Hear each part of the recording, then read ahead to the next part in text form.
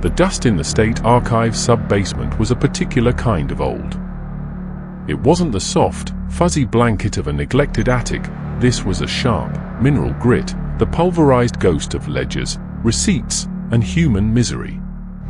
I'd been down here for weeks, my world reduced to the pool of light from my angled lamp, the scent of decaying paper, and the silent, towering stacks of history's forgotten administrative nightmares. My PhD thesis, a dry-as-dust exploration of 19th-century public health infrastructure, was going to be a slog, but the grant money was good. The title, once I finally stumbled upon it, was what hooked me: *Ledger Omega, Patient Log and Operational Notes. Blackwood Asylum. 1825-1925 *. It was bound in a strange, mottled leather that felt unsettlingly porous, and it was heavier than it had any right to be. The other ledgers were standard issue, cloth-bound or cheap cowhide. This one was different. It felt personal. Most of the entries were what I expected. Eleanor Briggs, aged 29. Melancholia with hysterical fits. Treatment: hydrotherapy, moral management. Roy Thomas Shaw, aged 42. Masturbatory insanity. Treatment: phlebotomy, dietary restriction. The cramped, bureaucratic script was a chronicle of ignorance and cruelty, the diagnoses a grotesque parody of medicine. But then, about a third of the way through, the handwriting changed. The tidy copperplate gave way to a frantic, spidery scrawl that seemed to dig into the paper. The entries changed, too. October 31st, 1849. Admittance, Subject 7. No name given. Referred by the town council. The disturbance in the lower ward has been contained. Director's note: the old methods are insufficient. We must appease. We must feed. The soil is thin here, and the roots are hungry. I blinked, rereading the passage. Feed? Roots? It had to be a metaphor, a euphemism for some brutal treatment.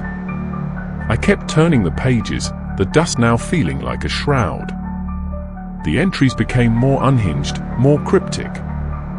The superintendent who wrote them, a Dr. Alastair Finch, according to the sparsely signed notes, seemed to be descending into his own madness. December 21st, 1851. The solstice is upon us. The silence below is demanding. We have prepared Subject 19. The sanguine humours are not, as the ancients believed, a bodily fluid, but a vibrational state of the soul. We have learned to tap it. The piece is purchased, not earned. There were sketches, rough things scratched into the margins. Not anatomical drawings, but patterns, complex, spiraling designs that looked less like art and more like circuitry or occult symbols. They were always centered on the basement level of the asylum's floor plan, a part of the building my modern blueprint showed as a sealed concrete vault, designated structural, do not enter. The patients listed in these later entries weren't diagnosed with hysteria or melancholia. Their ailments were described as soul sickness, echoic possession, or chthonic melancholy. Their treatments were attunement, root communion, or the quieting. My academic detachment evaporated, replaced by a cold, scholarly obsession that was quickly curdling into dread. This wasn't just history. This was a secret. I spent days cross-referencing names from Ledger Omega with public records. Eleanor Briggs was buried in the local paupers' field. Thomas Shaw was listed as deceased in the 1880 census. But the names from Finch's entries, Subject 7, 1934, they had no death certificates. No graves. They had simply vanished from all records, as if they had never existed at all. The old Blackwood Asylum still stood on the outskirts of town, a hulking Victorian Gothic monstrosity of weathered grey stone and boarded-up windows. It had been shuttered since the 1950s, a favorite spot for teenagers to dare each other to break in. Now, armed with my digital camera, a high-powered flashlight, and a printout of the old floor plans from the ledger, I felt no thrill of adventure. Only a heavy, mounting sense of trespass. I found a broken window around the back, the boards pried loose by generations of vandals. The air inside was cold and still, thick with the smell of mold, rust, and something else, a faint, coppery tang that reminded me of old pennies and wet soil. My flashlight beam cut through the oppressive darkness, illuminating a grand hall now littered with debris and rotting furniture. Faded murals of bucolic scenes were peeling from the walls, the faces of the painted shepherds seeming to warp into silent screams under the jittering light. According to the map, the way to the basement was through a heavy oak door behind the main nurse's station. The door was still there, banded with iron, but it was sealed shut with a heavy, modern padlock and chain. Yet, as I shone my light around the frame, I saw that the stonework next to it had crumbled away, revealing a narrow, black gap just wide enough to squeeze through. It didn't look like decay. It looked like something had burrowed out from the other side. The passage behind was not made of brick or stone, but of hard-packed earth, shored up here and there with rotten wooden beams. It was a tunnel, descending at a steep angle. The air grew colder, damper, and that coppery soil smell became overpowering. The walls were not smooth, they were striated, grooved, and in places, I could have sworn I saw thick, root-like structures woven through the earth, pulsing with a faint, rhythmic vibration that I felt through the soles of my shoes more than heard. My rational mind scrambled for explanations. Seismic activity. Underground springs. It was useless. The vibration was a low, subaudible hum that resonated in my teeth and bones. It felt alive. The tunnel opened into a vast, subterranean space. My flashlight was swallowed by the immensity of it, but the beam glinted off something on the walls. I moved closer, my heart hammering against my ribs. They weren't roots. They were petrified, branching structures, but they gleamed with a dull, metallic sheen. Veins of quartz and something black and obsidian-like ran through them, forming those same intricate, spiraling patterns from Dr. Finch's ledger. The pattern seemed to shift and writhe at the edge of my vision, static and unchanging when I looked directly at them. And in the center of the cavern floor, the patterns converged on a massive, flat stone, dark and stained. It was unmistakably an altar. I stumbled back, my breath catching in my throat. This was it. The source. The truth behind the cryptic entries. Blackwood wasn't an asylum, it was a temple. A farm. A feeding ground for something that slept beneath it. I fled, scrambling back up the tunnel, bursting out into the grey afternoon light like a drowning man gasping for air. I drove home in a blur, the hum still vibrating in my molars. For days, I tried to rationalize it. Mass hysteria. A shared delusion among the staff. But the memory of that cavern, the feeling of that presence, was indelible. It was real. I couldn't let it go.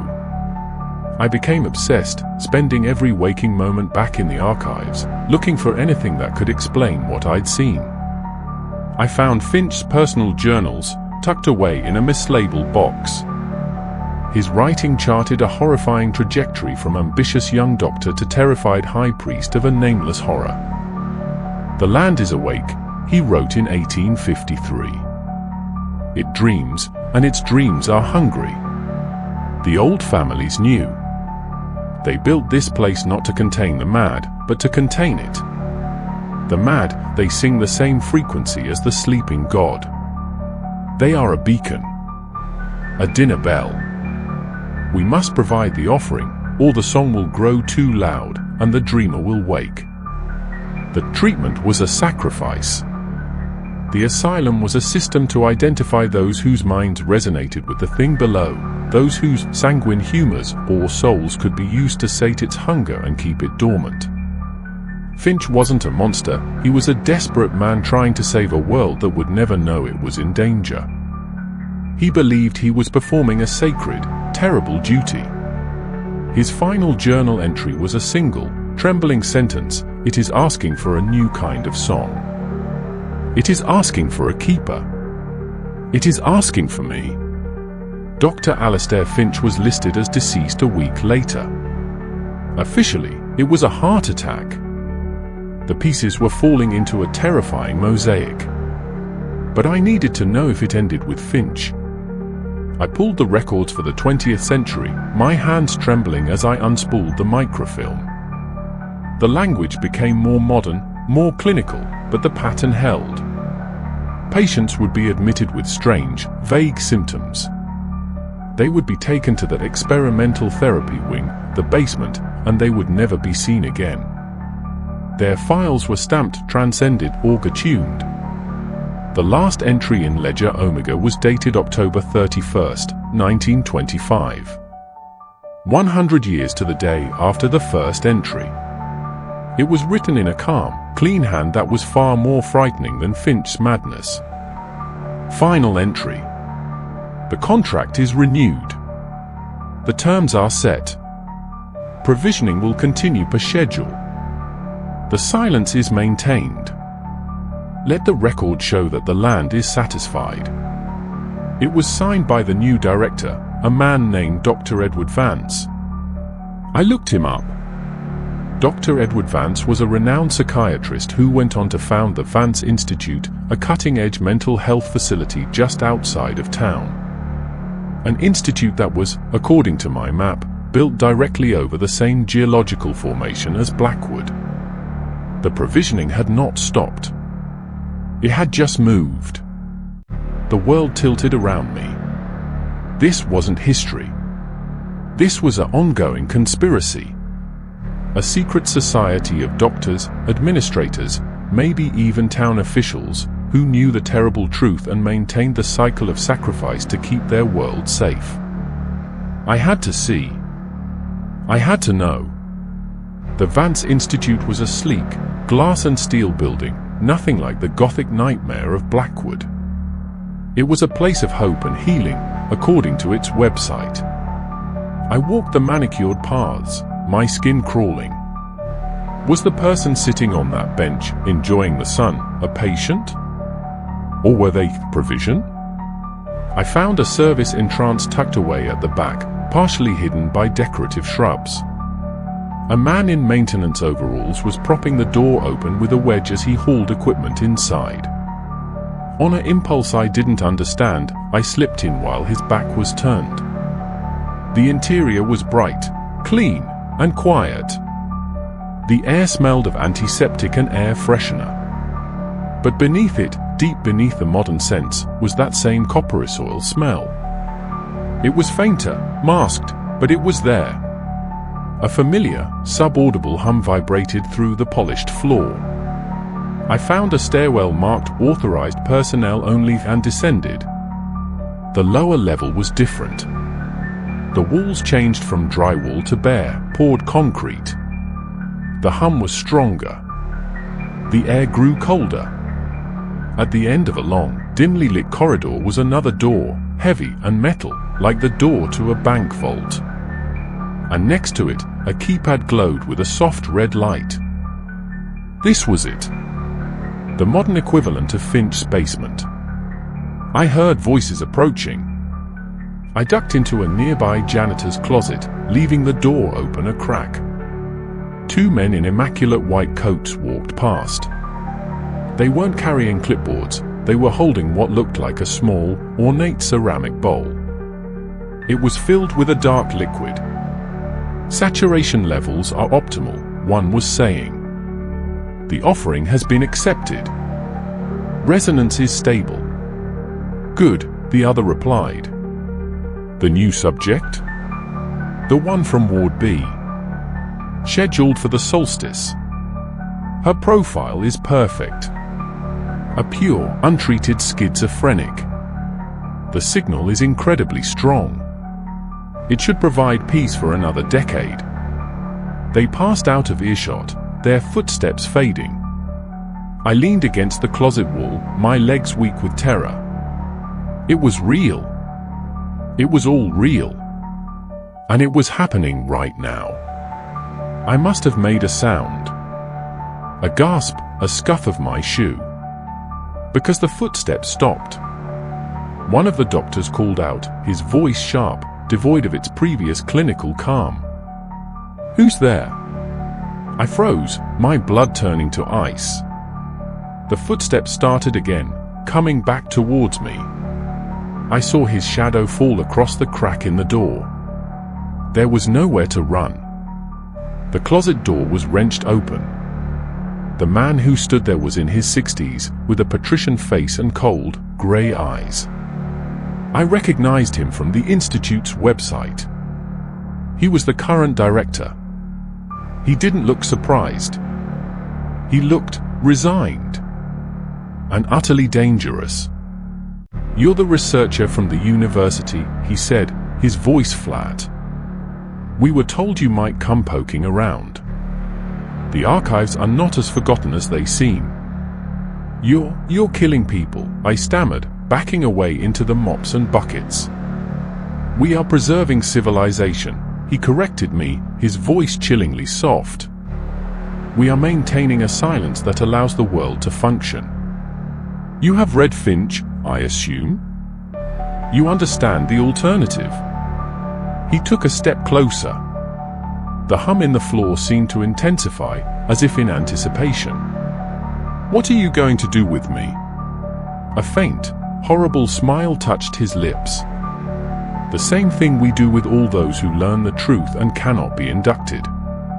You have a sensitive mind, researcher. All that time spent in the dark, with the old secrets, you've been listening to the song without even knowing it. Your resonance has grown quite strong."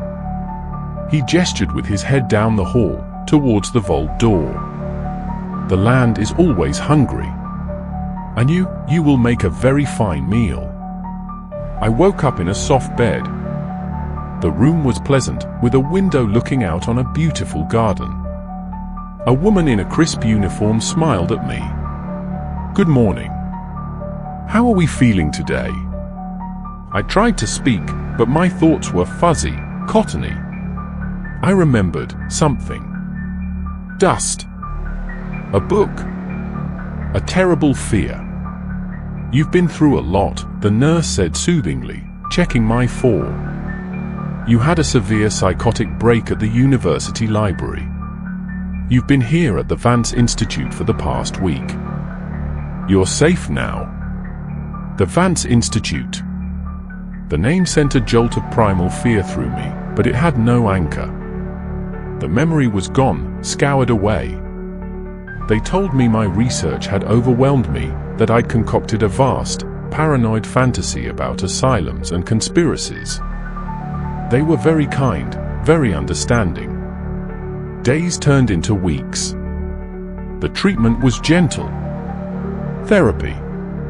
Medication that made the world soft and placid. But at night, when the institute grew quiet, I could feel it. A vibration through the bed frame. A hum in the back of my skull. And sometimes, in the deepest part of the night, I'd hear it, not a sound, but a pressure, a thought that wasn't my own. It was ancient, and hungry, and it was waiting. They think they've won. They think they've cleaned me, reset my mind, made me just another anonymous patient in their beautiful, terrible farm. But the song is still there. And I'm learning to listen. I'm learning to hum along. The director was right. I do have a strong resonance. And the thing below, the dreamer in the dark, it prefers a duet. The orderly who brings my meals jumped today when I smiled at him. The hum is getting louder in my head, and sometimes, my voice isn't entirely my own. The solstice is coming. They think they have a subject prepared. But the land has developed a new taste. It doesn't want the mad anymore. It wants the keepers. and I am so very hungry. The days at the Vance Institute are a study in soft-focus horror. The walls are not grey stone but a calming shade of seafoam green. The restraints are not leather straps but a cocktail of pharmaceuticals with names that sound like gentle rain. My keepers are not stern-faced orderlies but smiling, empathetic therapists who nod and murmur. And how does that make you feel, as my mind slowly dissolves in its own private, silent scream? The medication they pump into my veins is a thick, syrupy silence. It blankets the world, muffling the sharp edges of memory. But it can't touch the hum. Nothing can. It's in the food, a metallic aftertaste I first attributed to the cheap cutlery. It's in the water from the tap, a faint vibration on the tongue. It's in the very air, a subaudible frequency that vibrates in the fillings of my teeth and the marrow of my bones. It is the base note of this place, the foundational truth beneath the lie of healing. My therapist, Dr. Evans, is a masterpiece of benign condescension. The mind under extreme stress can construct incredibly elaborate narratives, he tells me, his voice a practiced instrument of calm. Your research was a coping mechanism, a way for your psyche to externalize its trauma. The ledgers, the asylum, this contract you speak of, it's all a metaphor. Your mind is trying to tell us something. We just have to listen. I want to scream. I want to grab his neatly trimmed beard and tell him about the feel of that mottled leather, the way the spidery writing seemed to squirm under my lamp, the altar stone stained with 2 centuries of terror. But the drugs make my tongue thick and slow. The words come out as a slurred mumble. He smiles, a picture of professional satisfaction, and makes a note on his pad. Patient continues to exhibit confabulation. Dosage effective. At night, the veil thins. The hum grows stronger, more insistent. It's no longer just a sound, it's a presence. A consciousness. It brushes against my mind, not with words, but with sensations. A deep, geologic patience. A cold, ancient hunger. And lately, a flicker of interest. A focus. It started with the orderly, a young man named Leo with tired eyes and a kind smile. He was the only one who didn't treat me like a malfunctioning appliance. He'd sometimes sneak me an extra pudding cup. Last week, as he was straightening my bedsheets, his hand brushed against mine. The contact was electric. Not for me. For it. The hum in the room intensified for a fraction of a second, a spike of static that made the light flicker. Leo jerked his hand back as if burned, a look of confusion and sudden, unaccountable fear on his face. And in that moment, a shard of memory, sharp and painful, lanced through my pharmaceutical fog. The ledger. The offerings.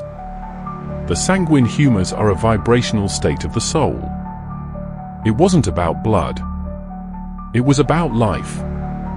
About consciousness. Resonance. The thing beneath us didn't feed on flesh, it fed on the unique psychic frequency of a human mind in its death throes, a burst of energy that was both a scream and a sacrament. And it had just tasted me through Leo. A tiny, accidental sample. The interest grew. The hum became a thread, a connection. I began to feel things that weren't my own. A cold satisfaction from deep below when a patient in another wing was sedated into a catatonic state. A faint ripple of anticipation on the days when the director, the patrician Dr. Vance, descended to the lower levels. They were preparing for the solstice. The main course. But it was developing a taste for the appetizer. For me. The thoughts began to seep in, subtle at first.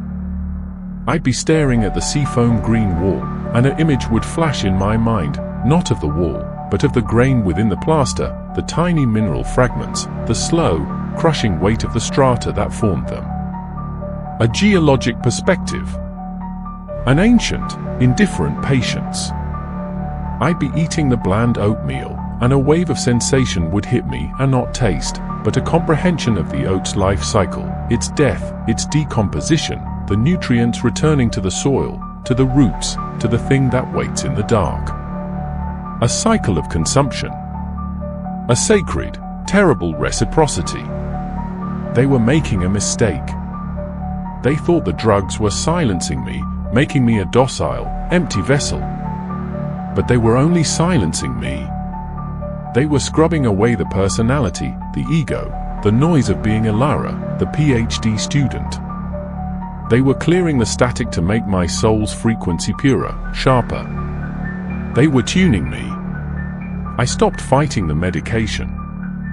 I stopped trying to convince Dr. Evans. I played the model patient. I nodded. I smiled. I ate my pudding. And all the while, I listened. I opened myself up to the hum, to the ancient, whispering song of the land. The knowledge came not in words, but in understanding. I saw the history not as records, but as a pattern of vibrations. The first settlers, sensing something wrong with the soil, the nightmares that drove them away. The smarter ones, the ones who stayed, who learned to appease. The building of Blackwood, a tuning fork designed to resonate with a specific, terrible frequency. Finch, not a madman, but a conductor, learning to orchestrate the screams of the mad into a sustaining hymn. The contract, a promise of a continuous song. The move to the Vance Institute, a bigger, better, more efficient amplifier. And I understood my role. The subject from Ward B, the pure, untreated schizophrenic, her signal was strong, yes. But it was chaotic. Unfocused. A blast of noise. My signal, thanks to their drugs, was being refined. Honed. I had the researcher's mind, a mind trained to seek patterns and truths. I had ingested the history, consumed the secrets of the ledger. My soul wasn't just screaming, it was singing the specific, terrible truth of this place. I was the perfect hymn. The solstice eve arrived. The air in the institute was tense, a false cheer over a deep, thrumming anxiety. The orderlies were jumpy. Dr. Evans's smile was strained. They all knew, on some level, what was happening. They were the choir, and tonight was their highest mass. Leo came to bring my dinner tray. His hands were shaking. He couldn't meet my eyes. "Big night," I said, my voice calm, clear. The drugs had worn off, I'd been spitting them into my water glass for a week. He flinched. "Just eat your dinner, Ilara." "It's not for me, is it, Leo?" I said, keeping my voice low. "It's for the quiet. So you don't have to hear the song." His head snapped up, his eyes wide with terror. You can't know about that." "I can hear it," I whispered. "I can hear it all the time. It's very hungry tonight." He backed away from my bed, crossing himself. "They said you were crazy. They didn't say you were touched. Where are they taking her?" "The girl from Ward B." He just shook his head, his face pale, and fled the room. I didn't need him to tell me. I could feel the focal point drawing tighter, the energy in the building coalescing downward. The hum was a pull, a tide drawing everything towards the vault door. Hours passed. The institute fell into a profound silence. This was the real quiet, the one they worked so hard to maintain. The silence before the scream. Then, I felt it. A shift. A door opening somewhere deep below. A wave of anticipation from the earth itself, so potent it made my teeth ache. They were beginning. I swung my legs out of bed. The floor was ice cold, the vibration a steady, demanding thrum. I didn't need a plan. The song was my guide. I walked out of my room into the deserted corridor. The seafoam green walls seemed to pulse in the dim night lighting. No one stopped me. The orderlies were all below, participating in the ritual. I found the stairwell and descended. The further down I went, the less the institute looked like a hospital. The drywall gave way to concrete, then to rough, excavated stone. The air grew cold and thick with the smell of ozone and wet earth. The hum was a physical force now, a pressure in my ears and behind my eyes. I could hear a droning chant, voices raised in unison, with the doctors, the senior staff. They were singing. The words were in no language I knew, but their meaning was etched into my soul. Accept this offering. Grant us peace. Maintain the silence. I peered around a corner. The vault door was open. Inside was a chamber that mirrored the cavern under Blackwood, but this one was clean, clinical, lit with an eerie blue light from the crystalline structures woven through the rock. In the center was a modernized version of the altar, a sleek, metallic table. The girl from Ward B was strapped to it. She was thin, pale, her eyes wide with a terror she couldn't even process.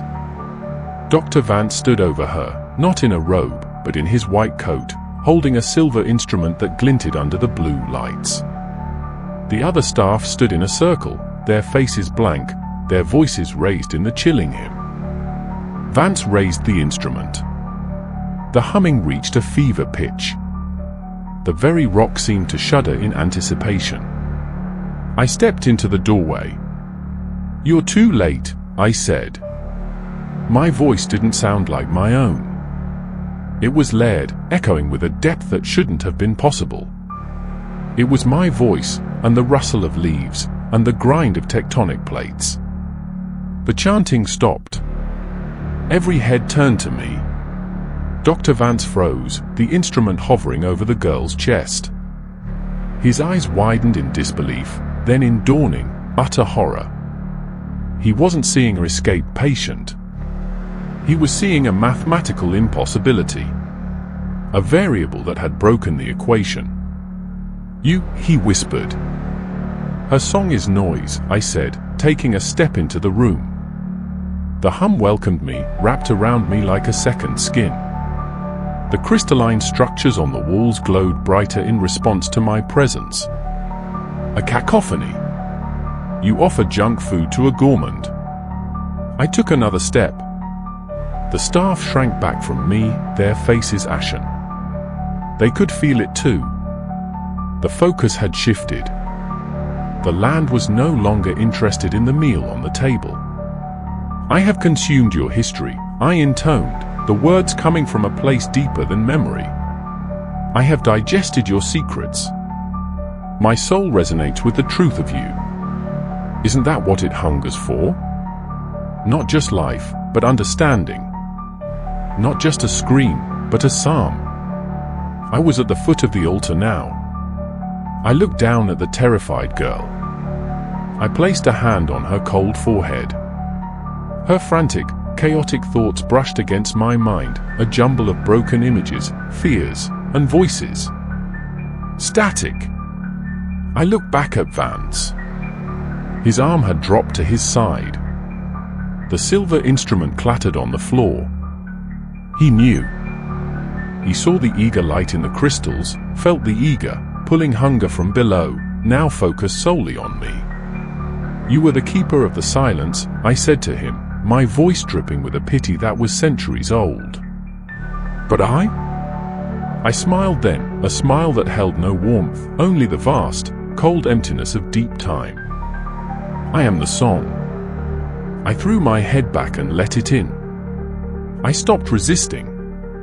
I opened every door, every window of my soul. I offered up everything I was, everything I had learned, every moment of fear and revelation. And I sang. It was not a sound heard with ears. It was a wave of pure meaning, of horrific truth, a frequency that contained the entire history of Blackwood, every scream, every prayer, every drop of terror offered up in that dark, hungry earth. It was the song of the ledger, the song of the soil, the song of the thing that dreamed below. The effect was instantaneous. The blue lights in the crystals flared, then shattered. The staff screamed, clutching their ears, blood trickling between their fingers as their minds were scoured by a truth they were never meant to comprehend. Vance fell to his knees, his eyes wide and empty, his mind broken by the symphony he had spent his life serving. The girl on the altar gasped, her own chaotic thoughts silenced by the overwhelming purity of the song. The straps holding her down turned to dust. The floor began to crack. Not a violent rupture, but a gentle, eager opening, like a flower blooming in fast motion. From the fissure, something rose. It wasn't a tentacle or a claw. It was light. It was sound. It was a presence made manifest, a shifting, swirling vortex of ancient consciousness and impossible geometry. It was the land, awake and aware, and it was beautiful and terrible beyond comprehension. It enveloped me. There was no pain.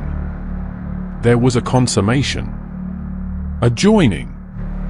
My voice joined the chorus of countless others, a single, perfect note in an eternal hymn. I was not consumed. I was amplified. I was complete. The silence that followed was not the silence of appeasement.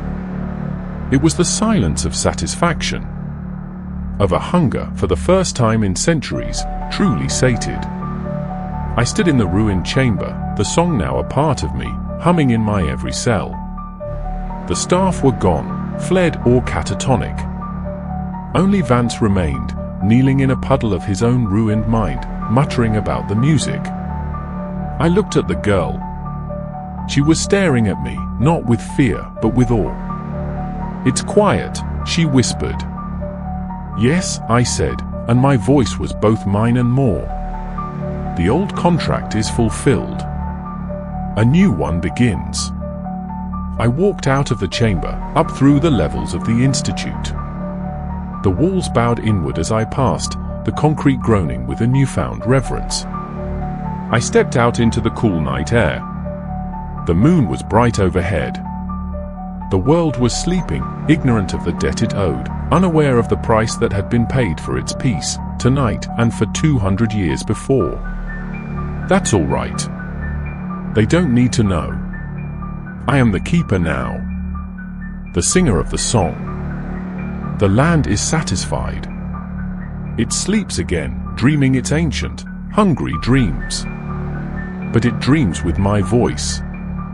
And I am learning the words to new verses. The world is so very loud. So many minds, screaming their chaotic, meaningless noise. Soon, it will be time for the next performance. The silence must be maintained. And I am so very hungry.